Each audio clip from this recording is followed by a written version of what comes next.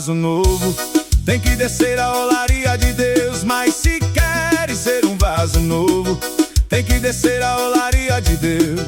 Lá Ele vai te quebrar, te amassar e fazer de novo. Se não estiver perfeito, não te passa pelo fogo. Tem que estar sem nenhum defeito para Ele te aprovar. Nas mãos do oleiro, vaso perfeito.